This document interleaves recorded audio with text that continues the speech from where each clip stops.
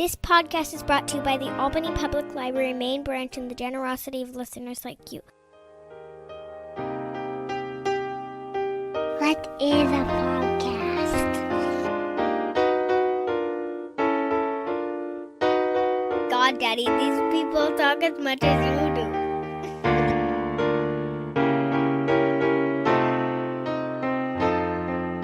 Razib Khan's Unsupervised Learning. Thanks for listening to the ungated version of the Unsupervised Learning podcast. If you want to read some essays on some of these topics, please check out razib.substack.com. Again, that's razib.substack.com. Thank you. Hey, everybody. This is Razib with the Unsupervised Learning podcast, and today I'm here with Matt Welch. So Matt is on the Fifth Column podcast. That is what you probably know him from right now for you youth, but he was the editor-in-chief of Reason. You're still the editor-at-large, right? An editor-at-large. Nick Gillespie and I are both equally large former editors. Are you involved with Reason TV? I forget. Not in any formal sense, no. Mhm. Just to the extent that the rest of us are too. Nick had been the head of Reason TV when he brought me in to be the editor-in-chief of the magazine. It was so that he could focus on building Reason TV at its dawn back in 2008. And you're still a guest on the Reason podcast, right? I'm the host of the Reason Roundtable podcast, which comes out every Mondays. Yeah. We have it finally got onto YouTube as well. But yeah, it's been a weekly thing going on for several years now. Yeah, okay. Yeah. That's what I remember. Anyhow, so for the listener out there, I have known of Matt's work, I don't know, since I was in college, actually. So dating myself, but yeah. And I want to kind of do this a little bit. I want to talk about some issues, and obviously, the Fifth Column is where a lot of people are going to know you from. Like we are, we'll talk about this whether we're in the age of podcasting again, which after a correction. But you did a lot of journalism. You were at the LA Times. Obviously we talked about Reason. You had a lot of commentary on journalism in the early years of what we used to call the blogosphere. We kind of still do, but it's kind of like not talked about as much. But first, I want to talk about you lived in Eastern Europe for a while, right? Yep. And you have some opinions. You had some opinions about Eastern Europe back in the day. I remember reading some of your foreign policy stuff, which was a little different for a libertarian leading journalist, I would say. That was one reason I remember that. And so I guess I have like two questions. You can just go in sequence. We have the whole thing with Ukraine going on right now. And this is from the perspective of an American that is not very worldly about Eastern Europe. What is going on there? One. So, for example, like Romania is electing a pro-Russian, not technically Nazi apologist, but Arrow Cross apologist president. So there's weird things going on. Poland is at a fertility crash. There's also Hungary. Well, that's its own thing. And then you have the Ukraine issue, which, Western Ukraine in particular was part of the Austro-Hungarian, Habsburg domains. So that's part of Eastern Europe. There's a lot of stuff going on. And you were commenting on it in the wake of the collapse of the Warsaw Pact back then. I think you still have some connections there, people Yeah. Like, what are you hearing? What's going on? So I'm not particularly well read on the day-to-day. You're breaking news to me about Romania, although I've enjoyed my time there visiting there 20 years ago it was. So my background is that I moved to Prague in then Czechoslovakia in August of 1990. So 9 months after the Velvet Revolution there, 9 months after the fall of the Berlin Wall. I was 22 years old. So and I lived out there in that region for 8 years, 4 years in Prague, 1 year in Bratislava during Slovakia's first year of independence from Czechoslovakia, and then 3 years in Budapest, all from 1990 to the end of 97. So this colors my view. I covered, among other things, and this is relevant to current discussions about Ukraine, certainly, the initial expansion of NATO and the drive for the Partnership of Peace, as it was called back then, which Russia was expected to be kind of part of, at least in the early days. So I did that and came back to America only in 1998 after a failed attempt to move to Cuba, which was a disastrous experiment in geopolitical life. And I should say that, you mentioned that like the views that I had are what you would normally expect from a libertarian. This is true. I come to libertarianism through journalism. I'm a journalist who is a libertarian, not a libertarian who is a journalist. And I only allowed that word to be used to describe me when I finally gave up at around 2004 or so, because my sort of fancy lad, I'm a Central European liberal, was starting to get a little bit poncy, and no one really understood what I was talking about. But my politics is definitely shaped by that time in Central Europe. One of the biggest aspects of that mentality is that those countries that are caught in between the former empires, and you do such marvelous work about the flow of humans and former empires, and I can't recommend it highly enough. I really enjoy it. So the small countries in the middle Europa, what a miserable history they all have. And what did they want to do more than anything else at the end of the Cold War besides to free themselves from the shackles of Soviet expansionary communism, which was an absolutely miserable existence, and then the economic system as well. But also eventually you're going to want a security guarantee, one that doesn't depend on Russia, preferably doesn't involve Germany or the Ottoman Empire or the Habsburgs or anybody else. You want your own kind of sense. And I think one of the greatest roads not taken in the 1990s is that Václav Havel, who, as you can see, is literally behind me as we're talking, he's on my wall, has had more profound influence on me than just about any other thinker, former playwright, prisoner, and then the first president of Czechoslovakia, later the Czech Republic. He and his foreign minister, Jiří Dinsmír, and other people throughout Central Europe really wanted to create a new post-NATO, post-Warsaw Pact European security structure that could do a thing that these countries absolutely needed, which was to establish a security guarantee so that a big bad person wouldn't invade them. And they lobbied. Havel gave a speech in January of 1990 in front of Congress. It's a great speech. Recommend people go check it out. In which, among other things, he sort of said, "Hey, look, thank you. Now go home. You did your time. Totally appreciate it. Great. High five. We love the ideals of the Declaration of Independence, et cetera, et cetera." It's a very interesting speech. But he tried to create this security thing. The thing is, Western Europe, in particular, France and the then reuniting Germany and England, were just in no position to figure out how to do foreign policy of themselves. Yugoslavia fell apart. Everyone was at cross purposes, was backing a different separatist republic. And no one could get anything done. And they were like slaughtering tens of thousands of people. It was awful. And America didn't want to go back in. Bill Clinton didn't want to go back in. People were under the thrall of Robert Kaplan's Balkan Ghosts book. And like, it's hopeless. And America only got in right around the time that the discussion of expanding NATO came in, which was at the behest not of Bill Clinton and not of Americans. It was at the behest of the four countries in the middle of post-communist Europe, Czech Republic, Slovakia, Hungary, and Poland. They suggested it at the dedication of the Holocaust Museum in Washington, D.C., badgering Bill Clinton at the time. So those countries wanted security guarantees because Western Europe couldn't get it together.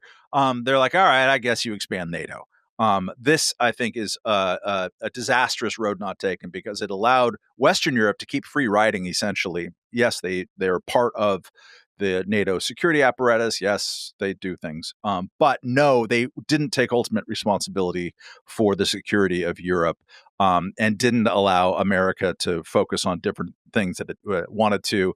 And this has just been a disaster. I having covered the initial expansion of NATO in January of 1994, at least the precursor of it, I see the point of why they would want to do it. They needed a security guarantee, and they couldn't get one otherwise. So people, my anti-war libertarian friends and other people who are critics of the role of NATO expansion in their mind to the Russia's war against Ukraine, I think they need to answer two questions that are kind of thorny, which is, how are these small countries supposed to have defended themselves while they're in the process of, the Red Army didn't leave all those countries immediately. It took a while. I think the first troops finally left Czechoslovakia in the summer of 91.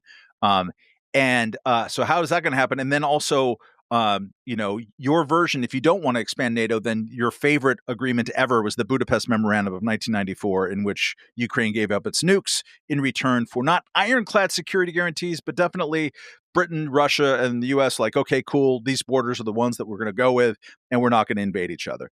Russia violated that when it annexed Crimea. And so what's your answer then? And what do you do? It's difficult. I'm not saying it's an easy question to answer. But so all of that is kind of gets to my perspective on this, which tends to be different than a lot of libertarians in general, who are very skeptical of NATO and America's role in the world, and for people who are describe themselves as anti-war, but worry that the U.S. in their minds provoked Russia into attacking Ukraine, which is a view I don't hold at all. But I again come from the Central European based understanding of the world, which is very different. I think those countries are important. They have their own dignity in history, and especially in those early days, needed, if they weren't going to engage in a brand new arms race from scratch, they needed to have some kind of security guarantee, and the world kind of failed them. And so as a result, we expanded NATO instead of doing something more clever.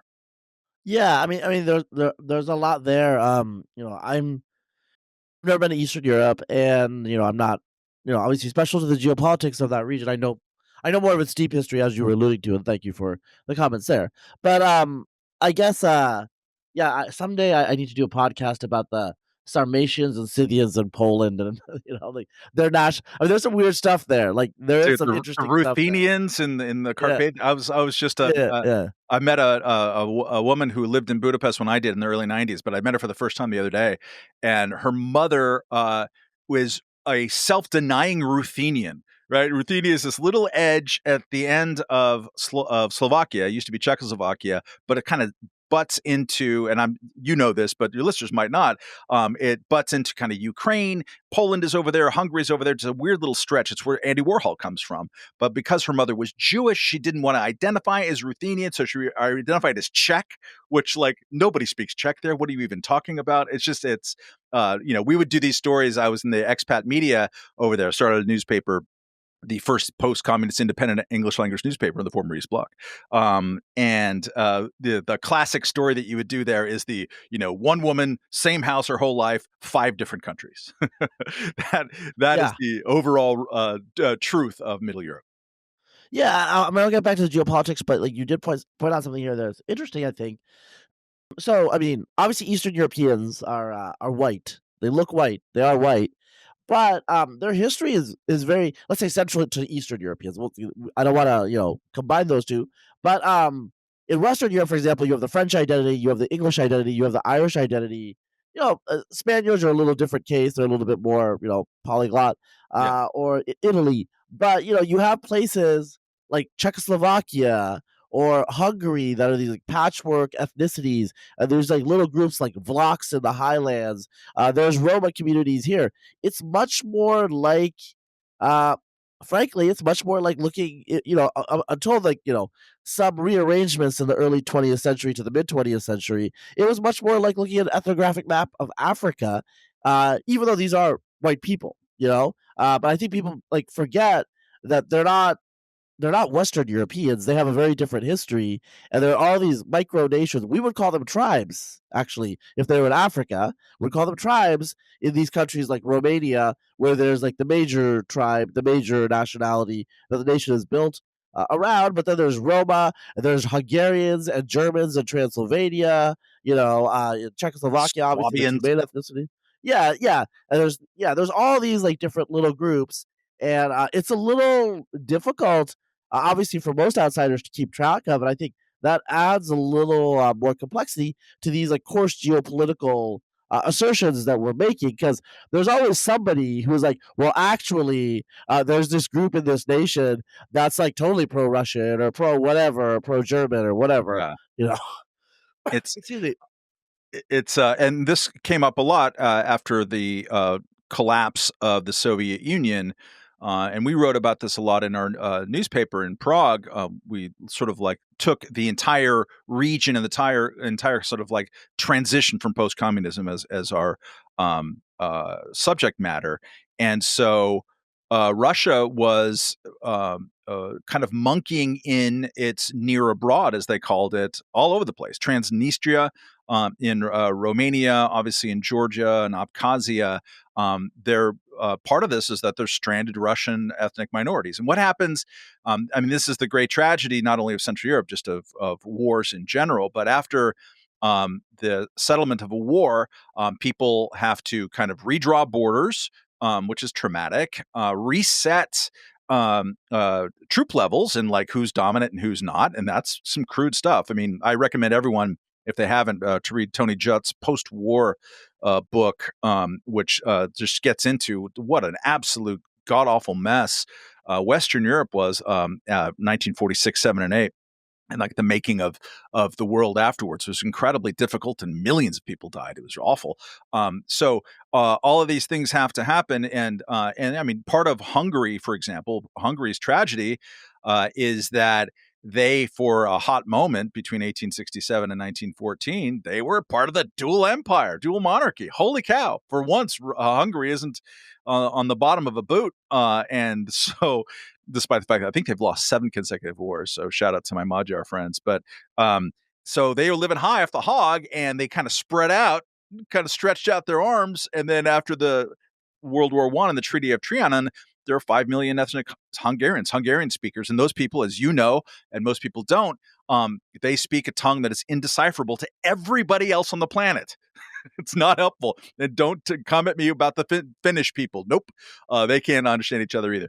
And so there were pockets of Hungarians in Slovakia, or then Czechoslovakia, in Serbia and elsewhere, Ukraine. And what do you do about that? And one of the things that Viktor Orban has done, and this I think is very destabilizing, is that he's basically said to all the people who are outside of the country, even if they're were born outside of the country, like, you can be a Hungarian citizen.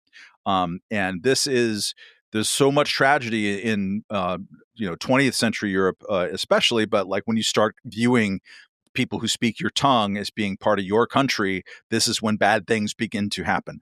And there's a lot of that kind of unsettled, unsolved stuff. Yugoslavia, the breakup of that was very much an artifact of that. And things get lost in that process. I mean, part of this is just, after the 1848 upheavals in Europe, a lot of these small nation states became nation states. There was a nationalism that was sort of created, but it was sort of solidified. People kind of gathering wool from various cultural and tribal and linguistic traditions. And it was interesting, and it was a revolt against the empires that were putting those people down. But some of it is still unresolved, and Hungary has chosen kind of a bad path for that. And also a lot of the places that used to be incredible cosmopolitan engines of interest just slowly but surely have stopped being. I mean, Thessalonica used to be a fantastic city. Prague still is, but interwar Prague was just so much different. It's filled with Germans and Jews and a bunch of other people. Now it's basically Czechs. They've kind of also pushed out a lot of the Roma as well. It's a damn dirty shame. Sarajevo was a very cosmopolitan city, but it's very difficult for non-Americans to appreciate how rare it is for us to have our own cosmopolitanism, and how rare that is. Happens in Switzerland and a few other places, but in France, arguably, and not really cleanly. But it is a rare thing to have an actually cosmopolitan place, and they are precious when they last. But I think history forces them away from lasting, and that as I find that as sadness. Yeah, just really quickly, just for comparative sake, how small some of these nations are. Czech Republic, I think, has like 10 million people or something. Yep. The province of Fujian in China has 41 million people. I've heard of for the first time right now. So yeah. Yeah, it's just across from Taiwan. It's like not a very populous province. And it's got that population. So these small nations, speaking of cosmopolitanism, cosmopolitan empires, a cosmopolitanism of a different sort. But I think you can argue that the Russians are more cosmopolitan than the smaller Central European nations in a way. They have Tatars and Udmurts and all these other people, Siberians. And I actually have a Ukrainian friend, and she grew up speaking Russian. She's kind of mixed ancestrally Ukrainian Russian. She's actually not super certain about that. Like a lot of people from Ukraine, from Kiev, but she said one difference between Ukrainians and Russians, and what I've read, this seems to pretty check out, is Ukrainian high culture was basically just Russia's high culture, and their culture was a peasant culture. And so some of the things that they've had to do over the last generation is to figure out, okay, well, if we're not going to do Tchaikovsky, like, what are we going to do? Because like all of our high culture was Russian high culture. We were the little brothers, or whatever.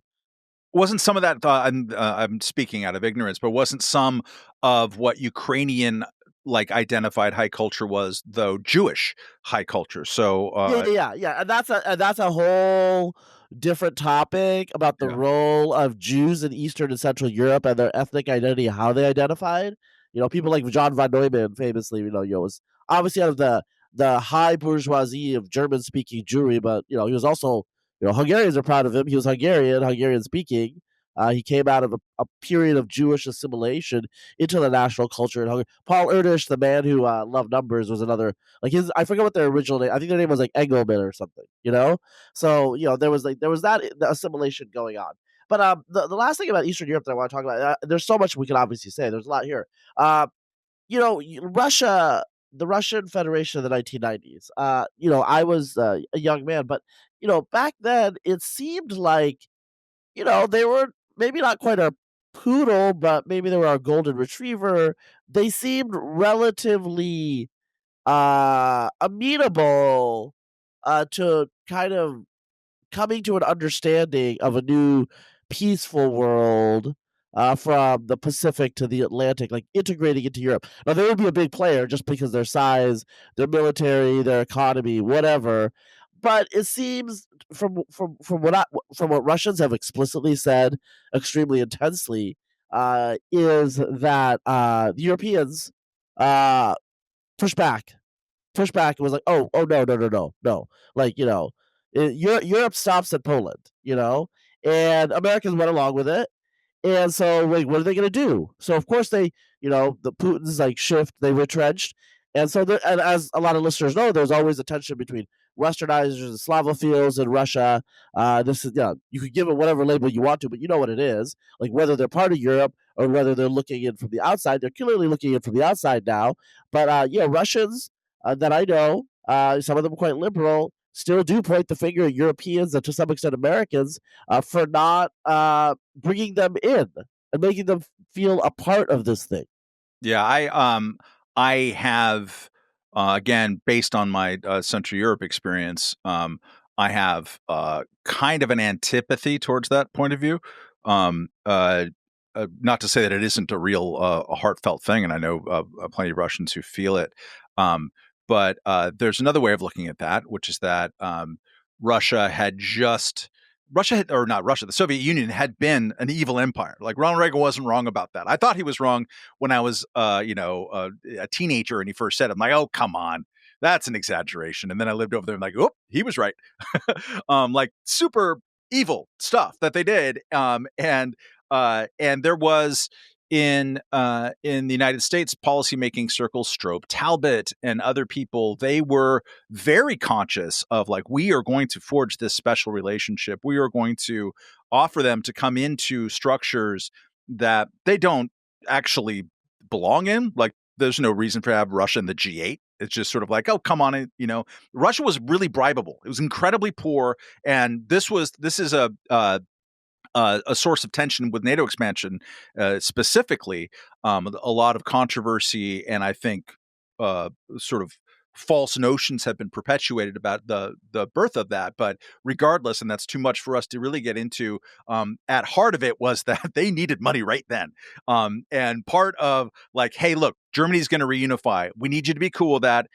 Here's that $50 billion or whatever the number was. I think there's a 5 associated with it. Cool. We absolutely need that money right now. And so that was one aspect of them seeming to be more open, is that they were also kind of desperate. Another one was that our kind of Western economist trained people who went to advise them decided to go full kind of shock therapy in rhetoric And every one of those countries, and I've lived in 3 of them, had a different path towards privatization, towards how do you deal with the restitution questions, how do you rebuild and change your economy fundamentally. There's so many questions associated with it, so many different ways to do it. But one of them that's key is that you got to get the rule of law sort of situated at some point early in the process. And if you don't, then you're going to have a real kind of mafia-based capitalism. And again, every one of those countries had some form of that as well, even if they did it particularly good or particularly bad. And there's all kinds of cultural influences. But I think there's a lot of premature, Russia's totally on the right path when they hadn't done anything with the rule of law. And also, they had a bigger thing to unravel and rebuild. And there's a lot of people with a lot of recent memories of grandeur, of being important, of being part of an empire, of having a legitimately fantastic culture, and being proud of that, and then feeling humiliated. And so you get ready, you start wishing for a shortcut, and looking for people to blame that isn't you. It's not to say that the U.S. and Western Europe didn't do all kinds of things that were foolish and wrong and didn't approach how to reintegrate them much better than they did. But I also blame Russia and Russians for that as well. It would have taken 2 to resettle after the end of the Cold War in a better way than we did. And they are part of that process as well. Yeah, all right. I mean, I think that's a good. This is, I should have more people talk about Eastern Europe. There's just so much there, right? So I'm going to cut it off. I'm going to cut it off, even though I kind of don't want to. Let's talk about let's talk about the blogosphere.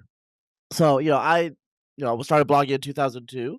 I was actually was like a name drop. I was having dinner with Noah Smith. And he was a bit chagrined that I had started blogging 9 years before him. Yes, I did. Because he thinks he's an old guy, But so I was very early on. Like, I was barely out of my teens. Didn't know what I was doing. I didn't know what this was. Back then, there were a few big people. A lot of us found them through Mickey Kaus's blog, actually. Or we didn't call it a blog then. Mickey Kaus's column or site or page on Slate. So like Instapundit, there was a whole tech blogosphere, like Dave Winter ran a blog. But then like 9/11 happened and war blogs became a big thing. And there just was a lot of commentary and opinion where earlier you would have to go read newspaper. I mean, late 1990s, we had the technology for blogs long before blogs happened, kind of like Substack, which I want to get to. But you were one of the, I don't want to know, maybe you were a media critic, medium commentator, but you had certain ideas of where it was going to go and what it was going to do to the media, to our understanding of information. And then, to some extent, I remember you kind of had a little bit of mea culpa. I think your initial idea was it was not going to be quite as ideological as it eventually became.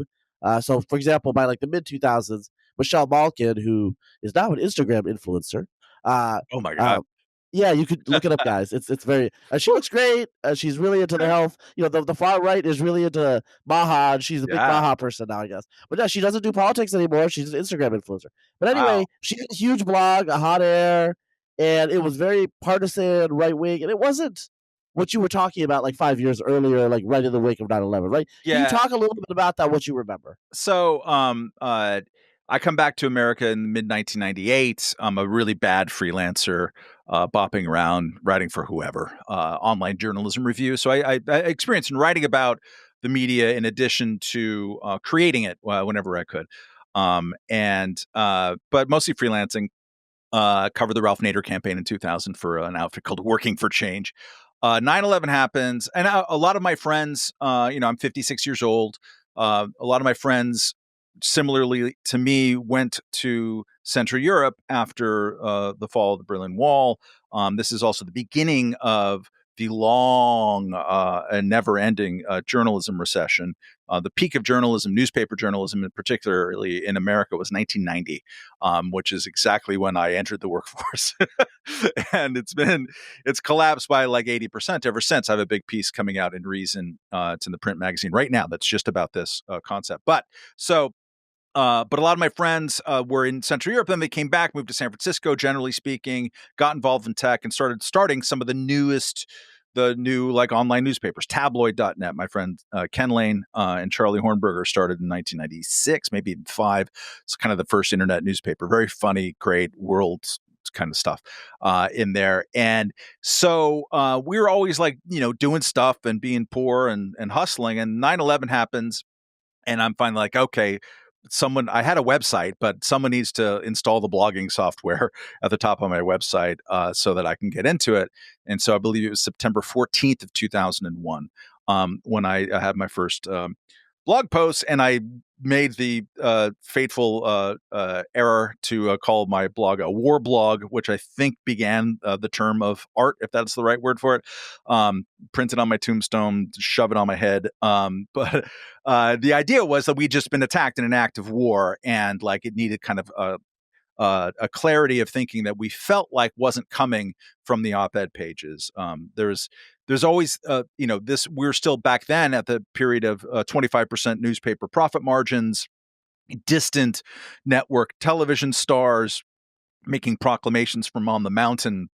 There wasn't really a vernacular way to talk about things. And a lot of what I noticed in reading the LA Times, where I was living at the time, everyone who's sort of a professional pundit just kept doing their punditing harder in the wake of 9/11. They didn't like move. They didn't write in a kind of emotionally resonant tone that captured the feeling or at all in a way.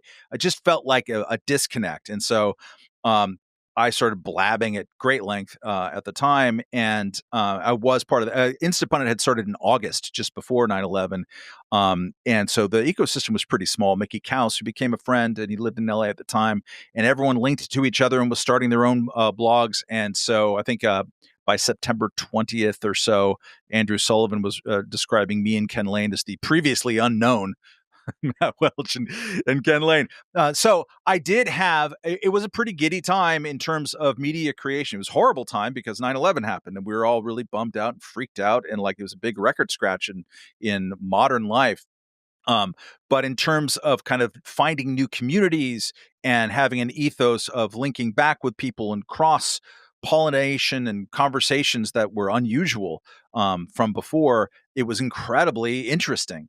And I had some preliminary naive hope, as I tend to do, being an optimist and a Californian, that this could kind of break the stupid America media cycle of sort of idiot partisanship and everyone just retreating into tribes as soon as they can, as soon as it's feasible.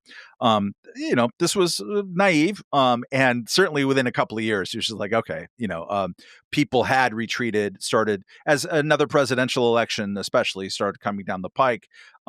Instead of like, hey, I'm going to use this new kind of openness of conversation and openness to hearing viewpoints that are not my own to arrive at truth at a different way, at a more kind of open-minded way. People did what they normally do. I mean, to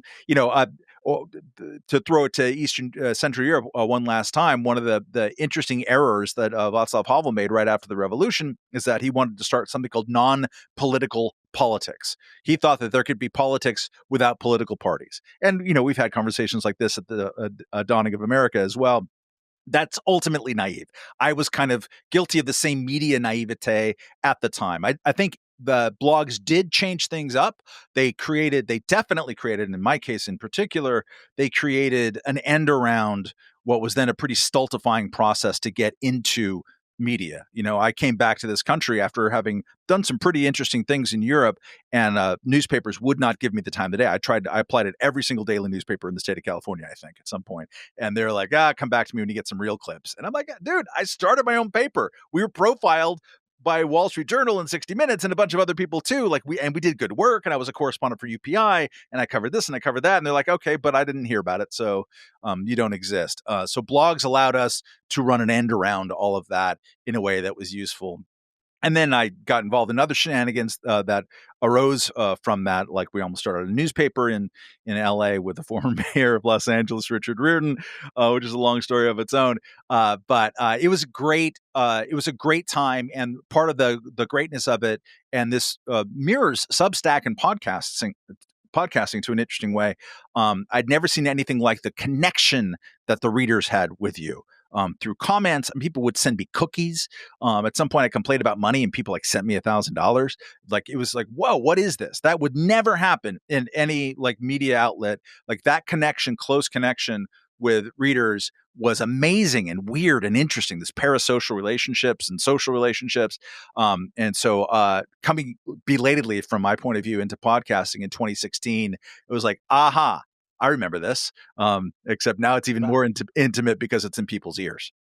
Yeah, I do want to say, in terms of the war blogs, the I'm gonna call them the youth, even if it sounds cringe, but they don't remember that period. They don't remember the 2003 war really well. Partly because, well, I mean, I'll tell a really quick story about a friend of mine. I have a lot of younger friends that work in tech. Just by way of explanation, she did not realize that 9/11 was not a event that she thought it occurred during World War II, possibly.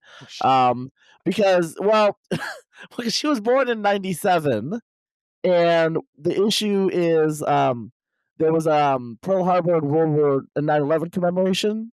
Mm-hmm. And everyone at that time in the early 2000s knew what 9/11 was, so they didn't tell the kindergartners in much detail. Oh, wow. And so she was about 10 when she decided to look it up and realized, oh, she was alive when 9/11 happened. So crazy. So this is a story, though, that illustrates that there's a lot of ignorance among the younger set.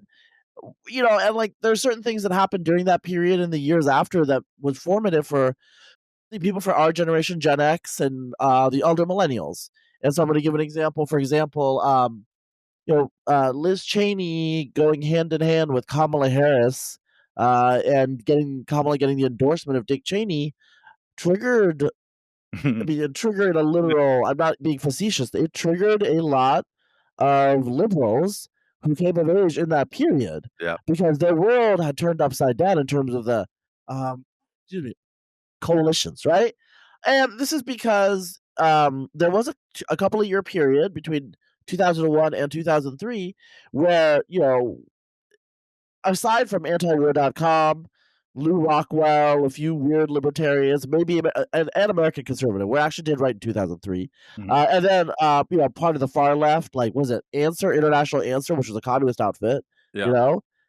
there was a pretty broad, hawkish consensus in the U.S., more 90%, or less. man. It was 90% Yeah. at one It was, point. it was, Awful. yeah. And then, it was, in hindsight, it was groupthink. It was bad. There was a real world episode where one guy expressed skepticism of the invasion, and his like massive working class Boston roommate almost beat him up. Wow. Yeah. So I mean, that was a thing back then. In the wake of that, you have the reaction and the polarization, and you have these lefty blogs that are anti-war, pro-Kerry, and anti-Bush. George W. Bush is Satan, or Putin, or whatever. And then you had Michelle Malkin. You had Powerline blog, which is still around, was involved in the Dan Rather, the CBS, That's right. that CBS affair. So everything polarized, and I think I mean, I don't know, I call you moderate libertarian or something. I mean, you're not like we'll talk a little bit about libertarianism later, but you're a pretty chill guy in a lot of ways, without too many extreme views, from what I can tell. Even if you lean libertarian, right? That's what I would say. And so it's like, I think like you were like, what my sense was, you were like, what's going on here? Like, all these people were like kind of getting along, and now they're at each other's throats, right? Which turns out to be kind of natural. So again, I mean, I tend toward the naive in all of this, but also, like, partly is that I think of things journalistically, and I was very optimistic about the way that blogs, like with the Powerline and Dan Rather stuff, could be on a good day. The famous line from my friend Ken Lane, what Glenn Reynolds used to always say, it's 2000, whatever it was, 2, 3, and we can fact check your ass. And so I thought it was a good shortcut to that. And when I started seeing the same people who loved that phrase taking their own shortcuts just in the name of partisanship, it was a disappointment, because I want to use all these things and I want to have them used for my own consumption desires and my own desire for like the informational context in which I swim and breathe, which again, it's naive, but it's also sort of idealistic. But humans want to have shortcuts and teams, and it makes sense. It also saves time, and there's a bunch of it's not always a wrong thing to do, but just my own little idiosyncratic take on things, or preference for things, was to have it be more kind of ennobled than it ended up being. But every time there's something new that comes up, and podcasts are like that, and Substack, and just sort of like the atomization of media, when everyone especially in and around the crazy year 2020, when everyone was losing their minds, and people started just sprinting away from both in terms of audience but definitely star talents, sprinting away from legacy media institutions, there is a moment, it's kind of like shaking up the snow globe, right? Where things are just sort of like looser and freer and more open. And I always love those moments more than not. And arguably the end of the Cold War was like that. And one of my greatest disappointments in coming back to America in 1998 is that I just assumed that I'd spent my 8 years doing X, but I assumed that all of the boring kind of Cold War tribalism would have been replaced by something brand new, like new coalitions and new ways of thinking. And the right would say, yeah, we kind of like, we apologize for too much like authoritarianism. We kind of gave Pinochet an easy time. And the left would say, yeah, maybe Reagan was right about some stuff, but none of that happened, because we don't do that really too much. And it's a shame. I still want I want me to do it. I want to be the exemplar of it, but it's human nature has a different desire, I think. Yeah, and I think one thing you allude to here is we've seen multiple cycles and waves, and we don't need to get into details, but there was a period, like I would say around 2006, 2007, where blogs were just a big deal. You had to read them to see what was going on, and then they started to get swallowed up by the mainstream media. Mm-hmm. And the disappearance of blogs, like they always say, it's like, oh, it's Twitter. Yeah, some of it, but I really think a lot of it was just, Matt Iglesias went to the Atlantic. Ezra Klein went from the American Prospect to Washington Post. I mean, the bloggers just became part of the media. I went to the LA Times, like a place that like literally said to me when I applied for a job there in 1998, and this is a quote, "You don't exactly fit into the little boxes we like to have here." I went from there to almost running the entire editorial page in a few short years because of blogs. And yeah, so that took, in fact, when I went to the LA Times, I'm like, okay, we got to start our blog here. And it was never all that popular, although it was perfectly good. But you fight the last war, and you seem to, one forgets that people's media consumption preferences change constantly, and you have to work to stay on top of them. Yeah, and then in these like phases, like you're involved with the Fifth Column, and we'll talk about that. But podcasting was kind of like blogging, and to some extent now it's a little bit been absorbed. New York Times has all these podcasts, obviously Reason, everyone else has podcasts too. Reason had blogs. All of them. I think Vola Conspiracy is still at Reason, right? Yep. Yeah, and so this stuff, everything has its time and season, and it cycles, but there's also creative destruction. Libertarians love creative destruction. Absolutely. The media, like new things happening. So I'll tell you really quickly. I mean, like you're a media guy, some of this. It's like, I look at like, my Substack and who's reading, who's listening, what people are doing, like for older Gen X and boomers, they read the essays. The podcasts are definitely like millennial focused. Mm-hmm. And then I upload to YouTube because Zoomers do not have the wherewithal to subscribe to something proactively and listen to it. They need to be fed the stream of content determined by their previous consumed content, right? It's amazing. So that's what's going on. And like, I'm like trying to figure out, like, people are saying like, oh, you should do TikTok. And I'm like, what am I doing here? Like where, like what has become of me? You know what I'm saying? But speaking of what has become of, you and I think Nick as well, but like some of the Reason crew were really big into the Tea Party in around around let's say 2010 plus or minus like a couple of years, right? And the Tea Party, we didn't go into all the details, but like the Tea Party actually had like a specific instance point, I think, with a woman in Seattle or something. I think she was a libertarian. There and like the Koch network with Freedom Works and other institutions did support it. So there was a big libertarian contingent, and I think from what I remember, you guys were thinking that it was kind of going to presage a libertarian moment. It was like tapping into libertarian energies, even though it was, Republican coded.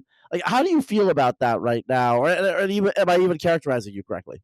Yes, and there's a little bit of complication. So Nick and I co-wrote an essay and began it in late September of 2008, called The Libertarian Moment. And this was designed to go with the Reason's 40th anniversary issue, which was then coming up. And we wrote it as an act of defiance because late September of 2008 was the most non-libertarian moment you can think of.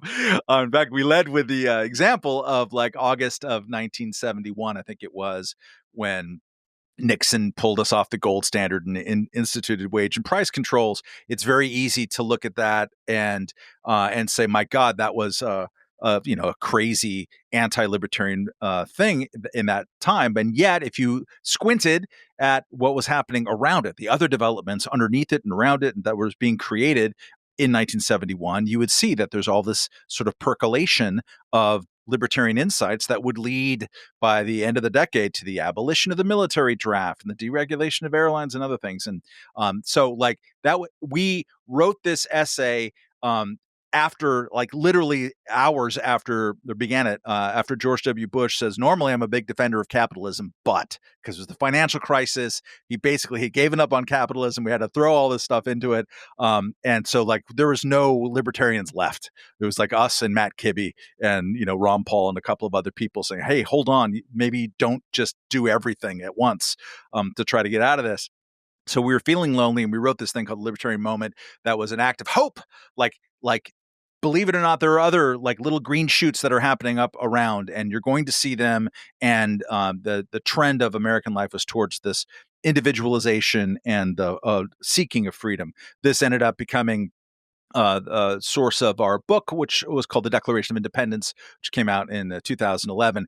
Tea Party arose. We kind of sort of in our essay talked about the way that people were creating overnight using technology, sort of swarms of online political activity that was decentralized and interesting. So we kind of sort of predicted it. When the Tea Party happened, we went to them. I actually went very skeptical. I just kind of assumed that if a big mass movement arises after the election of America's first black president, that there was going to be some racially coded census to it. I might not have that same reaction today, but I certainly did in 2008. So I went to a lot of the big rallies looking for it. Like, all right, where's the bone through the nose? I know I'm going to find it. And I did like find it like one, but I talked to tons of people, like 100,000 people. You could find one or two yahoos, but it actually was not. Those things had almost nothing to do with immigration, which I found kind of surprising in those early days. And there was some incoherence. Sure, they sort of keep your government off my Social Security kind of line. But people expressed a lot of, and they were right of center, but they expressed a lot of disappointment that George W. Bush had grown the government by as much as he did. There was some upset by this point of the never-ending wars in Iraq and Afghanistan. There was a lot of libertarian content. And yes, you were right to point that there were groups, both Koch and non-Koch, who were like, cool, let's try to take advantage of this to push the most libertarian thing as possible. The best quote about the Tea Party and what happened to it came from Thomas Massey, still represented from Kentucky.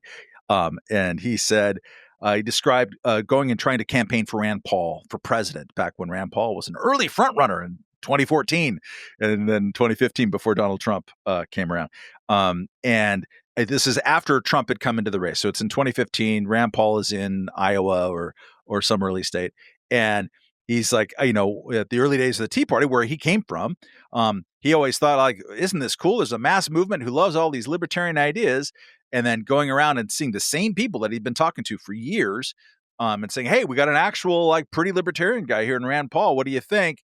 They all went to Donald Trump, and he had this, light bulb go off over his head. It's like, oh, it wasn't the libertarian ideas. They just wanted to go to the most crazy son of a bitch in the room. For a while, it was the Tea Party. The libertarians were the crazy son of bitches in the room, funny hats, doing weird stuff. And then Donald Trump comes in, and he's a lot more sort of galvanizingly crazy. I'm going to use that in a kind of a non-pejorative sense, but just like a huge disrupting force. And that seemed a lot more interesting and shiny for people to go to. And so, I mean, the Tea Party, the organs of it kind of dissipated. Trump did like make a point early in 2017 to basically crush the House Freedom Caucus, which is the organized kind of instantiation of the Tea Party movement. You know, the Justin Amashes of the world, the Mike Lees. He either sort of broke them, co-opted them, or repelled them out into the universe and spat them out. And so it kind of went away. And I think Massey's right. Like it was more of an anti-authoritarian, anti-elite, anti-media, people telling us noble lies type of thing than any one consistent kind of ideological idea about the size and scope of government. Well, like I said, I got like much respect for you to just basically just update based on new facts, which that's kind of a big deal, just like in the world of punditry out there. Other people would be, well, actually, you know what I'm saying? Like there's ways that people would like try to spin it. You straight up was like, yeah, like, it was a little different than you were thinking. I think what you're kind of alluding to is there's libertarianism, kind of like the philosophy, political philosophy, people that would like know who Hayek is, like, maybe even von Mises, that sort of thing. And Rand obviously is a big precursor to American 20th century libertarianism, and just the whole kind of, free market, anti-government, classical liberal sentiment, right? And then there's like libertarianism, kind of as get off my lawn, don't bother me, you don't own me. So it's more of a cultural stance, right? So I think it's quite clear to me. Well, to me, maybe I'm wrong. You could critique me here, but the Tea Party and the Trump movement, MAGA, what they do share is a streak of cultural libertarianism in comparison to the elites, like the constitutional law professor president, Barack Hussein Obama, or Hillary Rodham Clinton of Yale Law School. Yeah. So whatever their policy positions, they were against the establishment, which is the liberal establishment. So it is a cultural libertarian, perhaps Scots-Irish inflected, don't tread on me attitude. And obviously that is not the same attitude as, Ayn Rand and her associates were mostly, secular urban Jews. That's a different type of libertarianism, Yeah. or the libertarianism, and the Koch brothers, as you know, they're actually relatively principled. Some of them are deceased now, but they were pretty principled libertarians. They funded criminal justice reform and other things. They've given reason. It's part of kind of the extended Koch world, I think. And I want you to talk a little bit about that. But they were libertarians. They're principled libertarians. They're businessmen, and that's a whole different thing than this cultural libertarianism. And so I think, was it like Brad Doherty, Radicals for Capitalism? He had that book, A History of Libertarianism. It was a good book. People should read that. I don't want to get too much into the weeds, though. I do want to ask you something because I see this blow up on the internet. And I know a little bit about some of the beefs, but the nastiness, like, I'm not a DC person, so I don't know what's going on here. There is a group of libertarians that are anti-reason libertarians, and usually, like, they're kind of associated with the Mises Institute, I think. But it's not just them, but it's kind of like populist, non-DC libertarians, and I see these spats going on. Is this like narcissism of small differences? Like, what is going on? Is there something I don't know? Because it's like, chill the F out. I mean, people are going to do what they like. Brian Doherty, you mentioned him. He wrote a piece for Reason, I want to say like 2010, 11, more than 10 years ago, that definitely informs this. It's called A Tale of Two Libertarianisms. And I'm going to very crudely distill it is the two main wings of semi-intellectual libertarianism in America can be boiled down to Chicago School and Austrian School. Chicago School, like, associate that with Friedrich Hayek. Austrian School, associate that with von Mises on one hand, but actually really Murray Rothbard on another hand, who's very galvanizing, polarizing figure in libertarian philosophy and economics and politics in particular. He used to play footsies with the kind of SDS anti-war countercultural left in the late 60s, and by the end of his life in the early 90s, he was saying nice things about David Duke. So he took quite a journey. I'm not the world's biggest fan, but in Brian's depiction of it, the kind of broadly understood Chicago school type of people tend to be more like classical liberals, they might describe themselves, particularly now because a lot of the people that you're just talking about took over the Libertarian Party in 2022. And part of what they do is define themselves against the existing libertarian cultural institutions, which they find to be too namby-pamby and philosophically watered down and like tamed by DC. Of which, you could say that they totally have a point, but also, if you're going to market yourself as a differentiation, you differentiate based on kind of the market leader in the place. But there's a real genuine philosophical and dispositional split in those two camps. The Austrian school, kind of Rothbardian, that's more associated with the Mises Institute and now the Mises Caucus in the Libertarian Party and down in Auburn, Alabama. They have picked up the Rothbardian, like, you must hate the state. They want to take a brick and throw it through a window. And if it's a libertarian window, great. That's not a problem. And I kind of respect it, to be honest with you. Like, they surely despise me, which I find kind of funny and flattering. But also they are trying to define a narrower territory and police the word libertarian or their understanding of how, property rights intersect with politics in a way that reason decided not to, beginning in around 1971. It started in 68, could have been a pure movement magazine. We are the ones, we are the true guardians of who is and who is not a libertarian. And Bob Poole and Tibor Machan and Manny Klausner, who ran the magazine from its early days, made the concerted decision, no, we're going to be an outreach magazine. We're going to be a big tent for people who consider themselves libertarian, and we want to talk to a non-libertarian audience and have credibility in that crowd as well.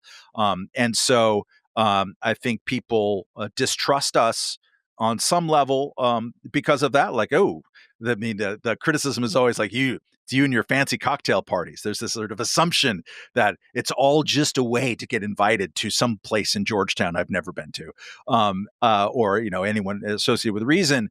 So part of it is sort of like a cultural kind of wound licking, but also like, no, we are the rabble. We're from the outside. So it makes sense. I'm not invested in it because I'm trying to understand the world around me, not to, elbow other libertarians off the head of a pin, which strikes me as a silly thing to do. But I understand where they're coming from. Dispositionally, I find that approach to be very crude and off-putting and divisive, in that, like, if you want to spend your time trying to hunt down people who are 20% not perfect and 80% otherwise aligned, I mean, go with God. But it strikes me as a strange thing to do, and to do it in just sort of insult memes, which is what you see a lot of times on Twitter. So you might be bewildered by it.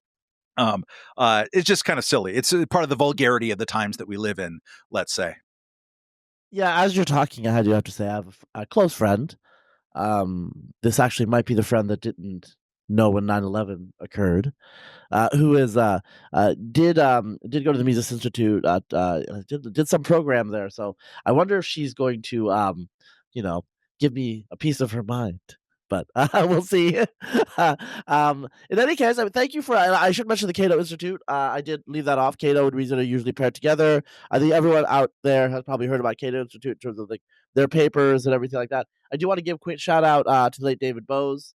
We were not close friends, but I did know him for over 20 years. And one day, he had me out at a Cato Institute event in 2003. He was barely knew me, but I was just interested in the topic. It was a Fareed Zakaria conversation. I sat with him and some other people, some crazy Italian libertarians. It was a fun time. And David was a great guy. He had a big spirit. He was only 70 when he passed away, and I do have to say that's way too early, Way too early. from my perspective at my age.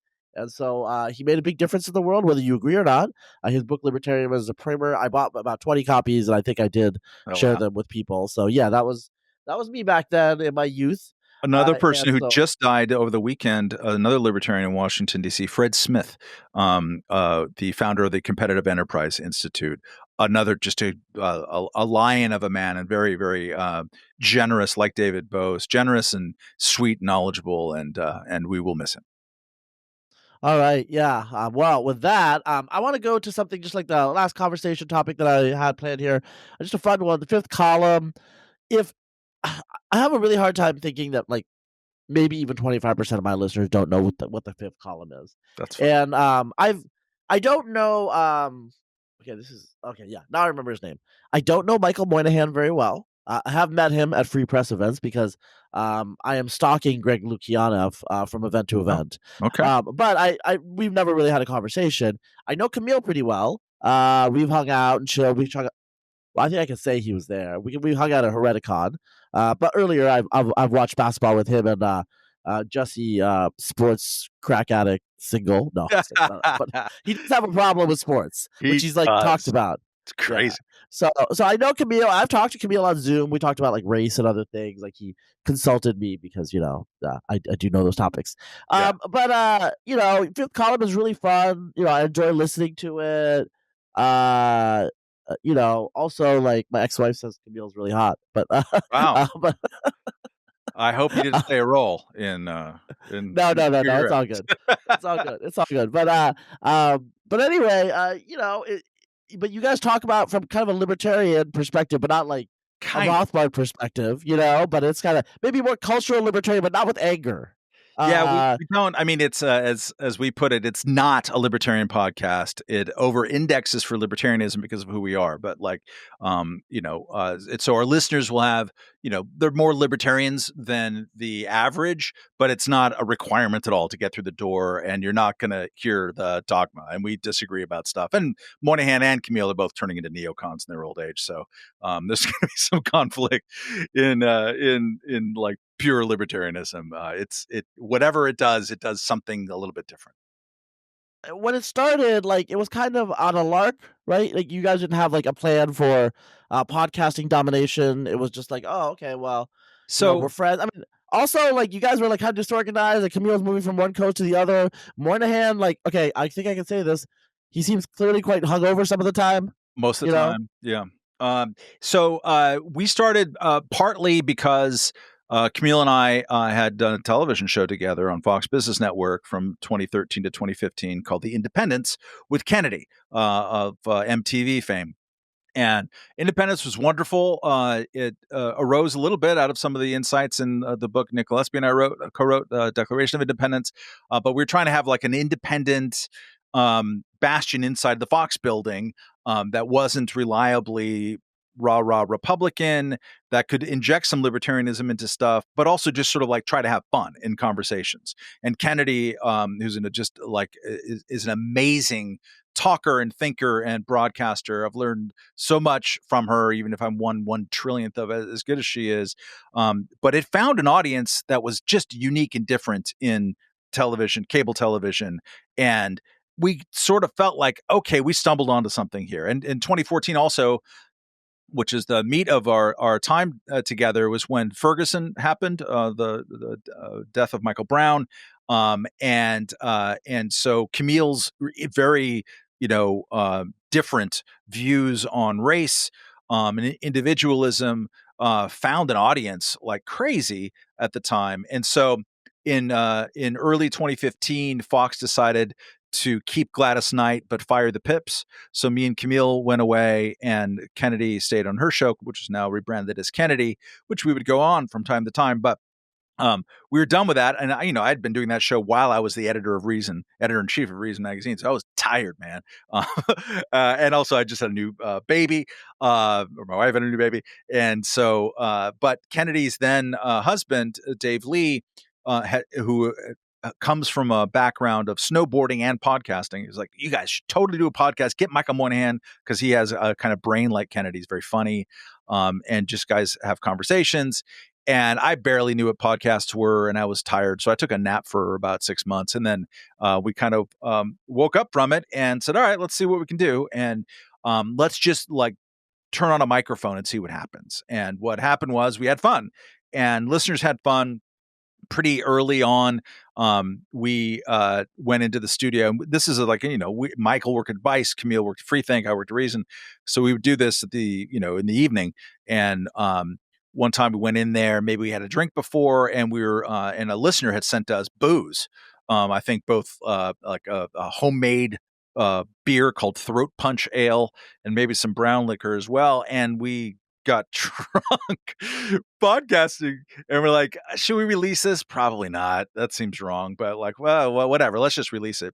We did, and like everyone loved it, and then immediately started mailing us booze all the time. So it became kind of this sort of like boozy bullshit session between three dudes. And it kind of found its audience, and we went on Patreon only 3 years into it, I think. We started in 2016, so it was in the fall of 2019, and very soon after that was COVID lockdown time. And so people sought us out because we somehow were recreating the experience that they no longer could have, which is to hang out with their bros and like talk and make each other laugh and tease each other.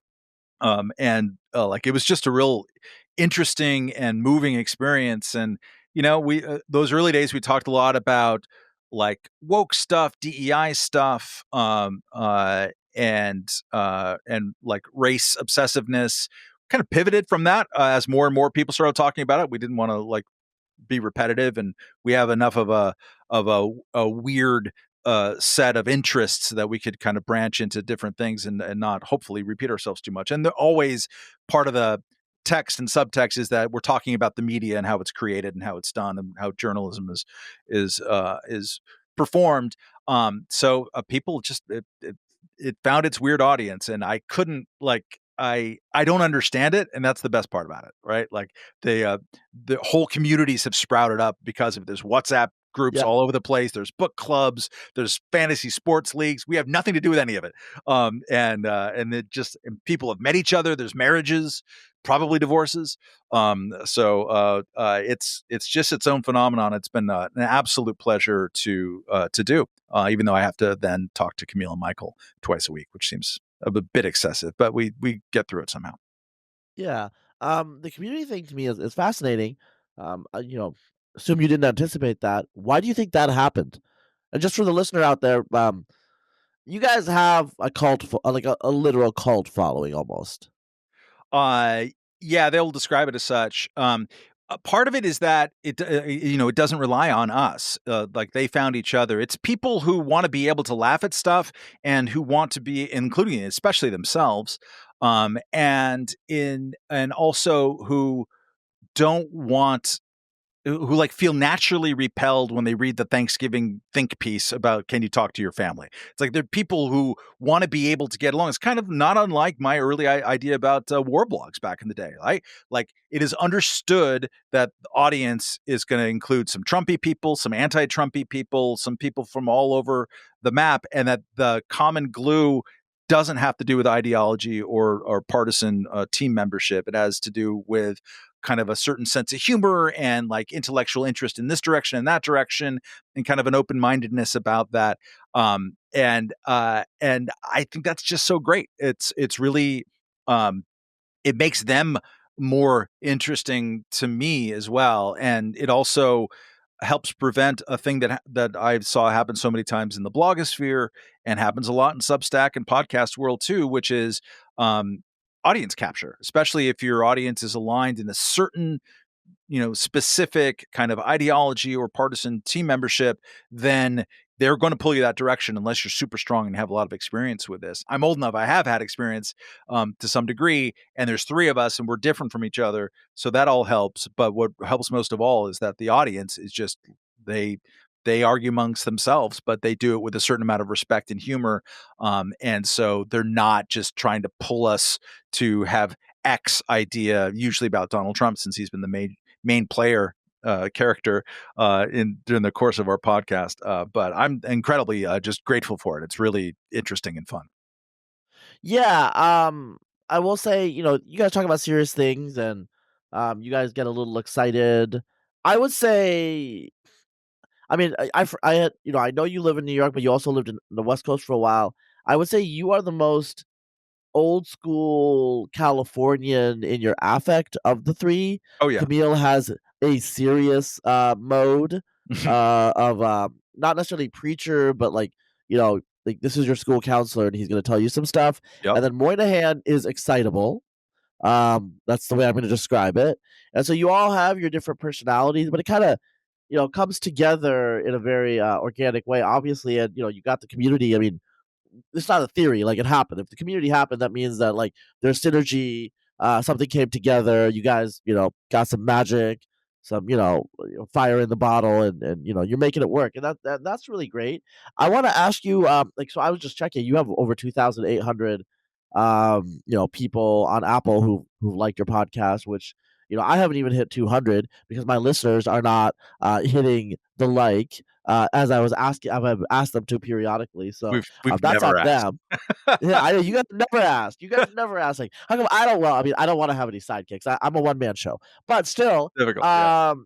I'm gonna ask you about like podcasting, and some people are talking about like the podcasting moment, partly because as we're recording, this is in the wake of the election, a couple of weeks. Well, not a month almost, but whatever, like 3 weeks. And JD Vance and Donald Trump went on a lot of podcasts, a lot of broadcasts, is what I would say.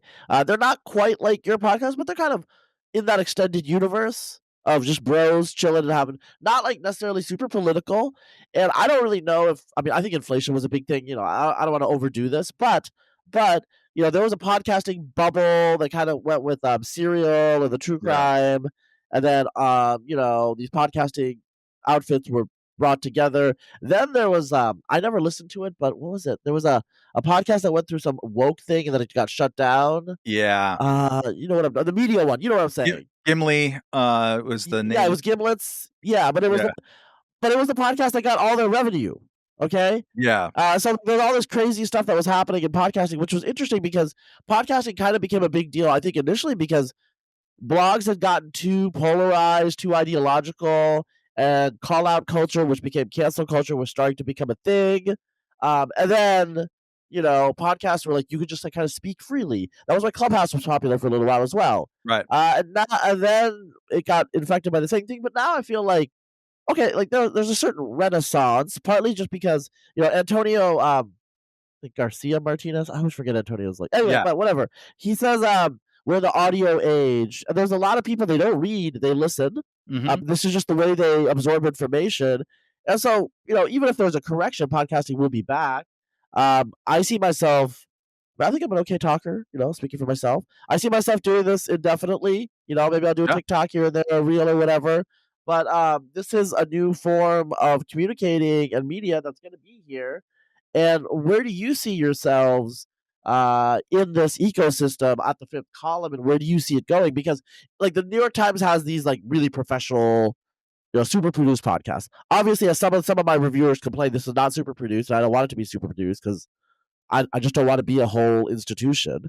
Right. How do you guys feel? This year, we're going to pivot to video, and we're in the discussions to make that happen right now. You mentioned YouTube previously. There's a whole lot of things that like basic podcasts that are above a certain level of success, which we have passed through, thankfully, years ago. Basic ones have all been doing, but we don't. So we're not on YouTube. We don't do video. We don't sell merch. We've been doing this for 8.5 years. Our fans are begging us for any merch at all. We sell merch at our live shows, and we've only done, like 6 or 7 live shows. We could do. We could go on tour and it would be fantastic. We did a couple at Chicago during the DNC, Democratic Convention. But so this year we're going to pivot to video, trying to get to, it's hard with Kmele living in California, so we're trying to get him to move back to New York. But I would love to never have another Zoom conversation again. Zoom, it's good. We do a second Sunday of a month. We get our paying customers to come on and kind of talk. So that Zoom makes sense.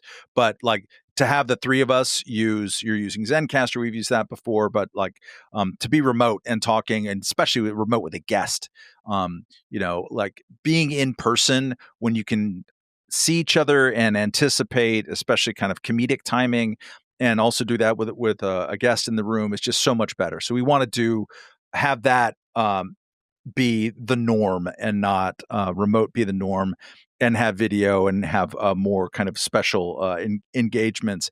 I think podcasts, when they arrived on the scene, even prior to the serials and the kind of big produced ones, and that bubble did absolutely burst, especially because legacy media approaches this stuff stupidly, which is like, oh, let's tulips, let's pay money for tulips.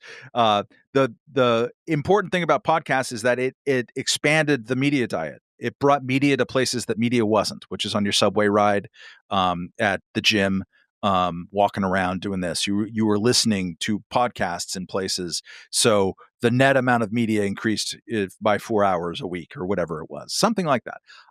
And that's interesting. And the level of intimacy, because it's coming into your earballs, is interesting and like special and strong and precious.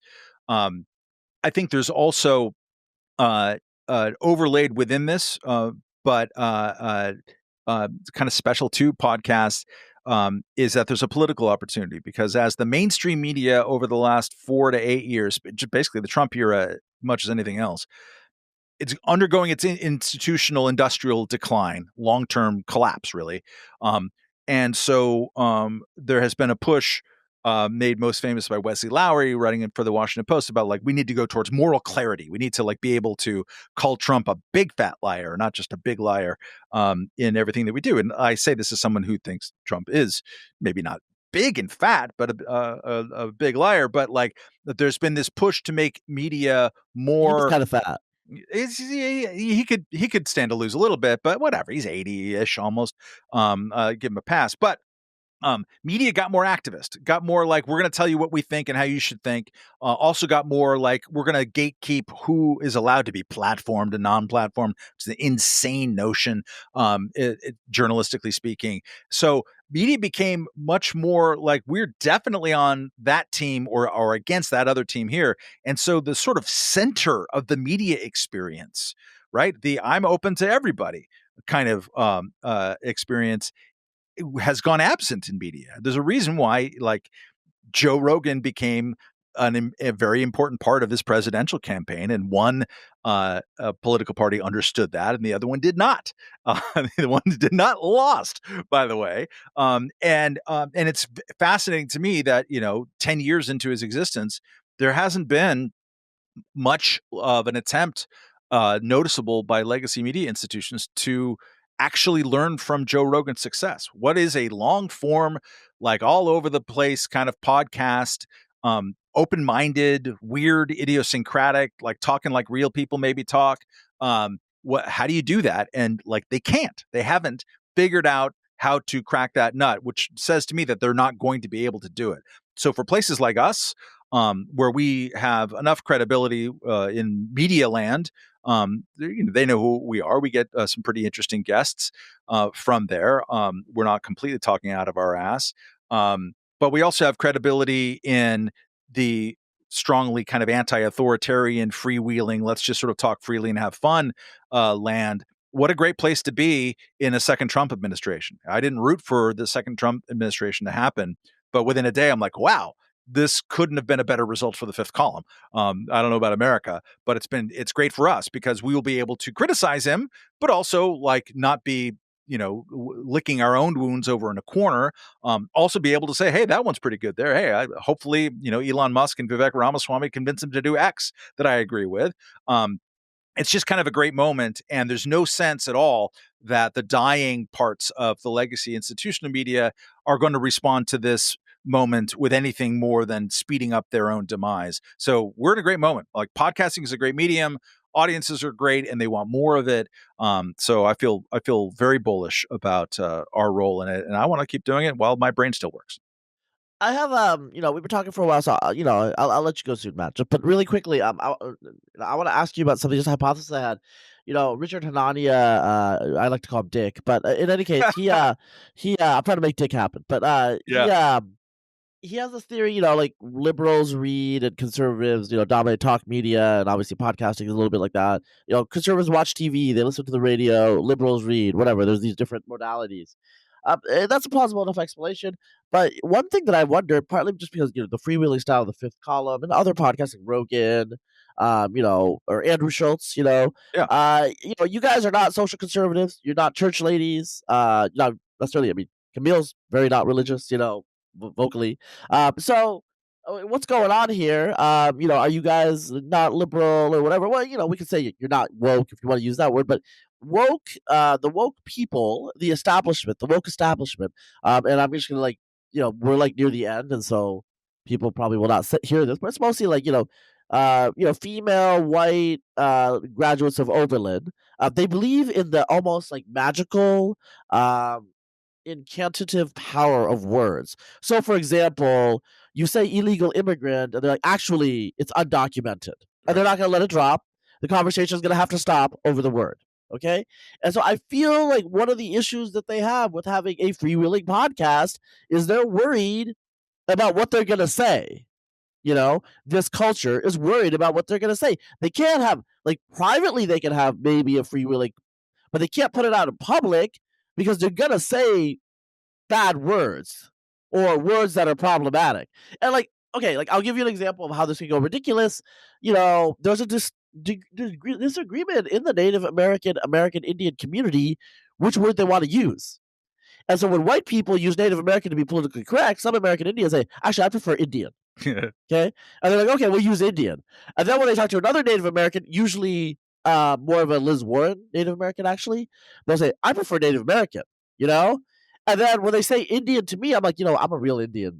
Maybe you shouldn't use, you know what I'm saying? Like, you can't really win in these sorts of, so what do? You just don't say anything. I just dot or feather. Always go back to dot or feather. There you go. This is why. And that's fine. Eastern Europe rubbed off on you, sir. But. I mean, that's. I think there might be something to that. That sense, and certainly, like Ethan Strauss had a pretty good column about this a couple of days ago, talking about how old Twitter, like of 10 years ago, Twitter. We didn't realize, or people who were participating didn't realize that whatever kind of bullshit that you were slinging is going to be used against you by our outrage archaeologists. It was more freewheeling at the time, and it was fun, and in a way that like new Twitter is just you're never going to recapture that, because it became this sort of minefield where you were worried, you're agonized about words. I mean, a lot of the criticism that we have of your Oberlin grad, and as they work their way up through media establishments, is that they spend a lot of time policing the adjectives used in tweets by news organizations. Like, my God, you didn't use the word lie. That's not an adjective, but you get my meaning. Like you always are like fighting over every last single word. And that just that's no fun. When we got started, we talked a lot about kind of the woke stuff and DEI stuff, particularly because we got this amazing amount of email from listeners. Like, guy started his own company, and yet he had to sit through a DEI training by human resources. He's like, wait a second, I own the human resources. What are we even doing here? And people would have to kind of like sit through what felt to them like nonsense, but then they either had to say the minimum to get by or just sort of sit on their hands. This led to one of our kind of catchphrases, which came from Kmele, his admonition to be brave and call bullshit in those situations, which is, of course, easier said than done from people who unlike us, don't live public lives and aren't used to speaking publicly, and they're worried about the consequences of it. I think that there was, and I could be projecting, I'm wrong about a lot of things, as we've already covered. But after the election, there was a cultural exhale it just sort of felt like that to me. Like people, Justin Bateman, I think, described it best on Twitter. She's like, I've been walking on eggshells for 4 years. Now, I don't walk on eggshells. I'd say and do what I want, and I always kind of have, and I've been lucky in that regard. But I kind of understand why other people might have felt that way. And it just, there is a whoosh kind of feeling. And it's not a whoosh of like, yay, Donald Trump, but like, it was a big enough victory that the people who've been policing language this whole time, who've been sort of like making you like, are you what words are you going to put in your pronouns you're going to use in your bio? It's like, what? I'm just it's I and me and mine. That's my pronouns. What the fuck are we even talking about?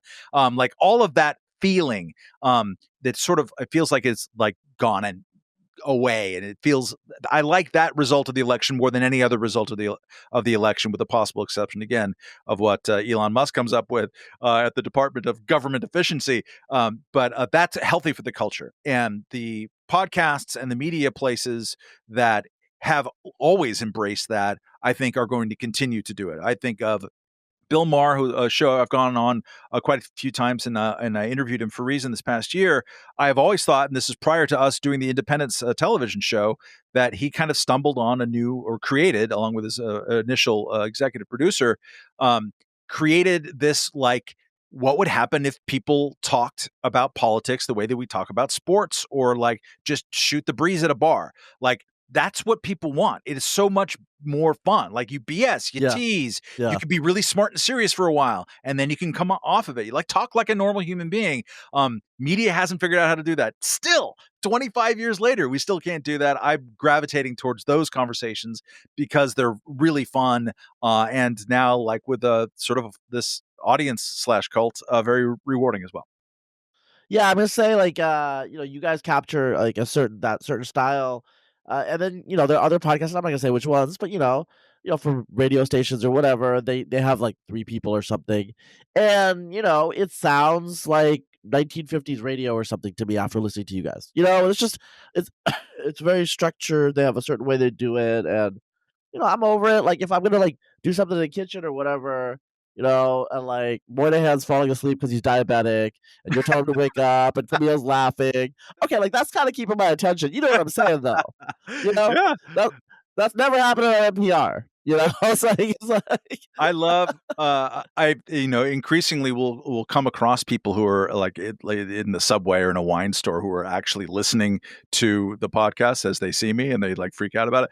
But my favorite reaction when someone is like walking around listening, could be my wife, is they have it on headphones and they just start laughing. Like, that's great. I mean, producing a laugh is so magical. It's so wonderful. Humans need to laugh.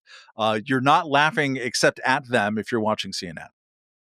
I like to think, even though the topicality of this podcast is often quite abstruse and serious, I do try to interject some humor, which again causes some complaints to some of the reviewers, but whatever. Like, I'm gonna do my thing. That's how I feel like it, and this is 2024, baby. So, Matt, we've been talking for a long time. It was a great conversation. Great. Like, I feel like Thank you for it. I've known you forever. I haven't. Well, I mean, I've had a parasocial relationship with you. You know what I'm saying? So, but now, like, whatever, like, you are who you are on that podcast, so it makes sense. It's a great conversation. I love the fact that you go back and you change your mind. That's too rare in this day and age. And thank you for your time. I'll be listening to you as usual.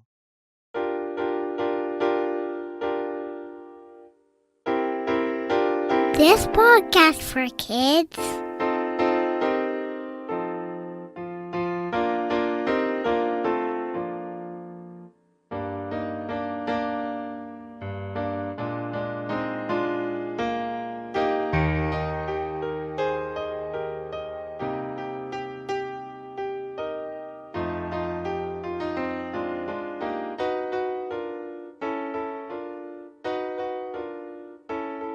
This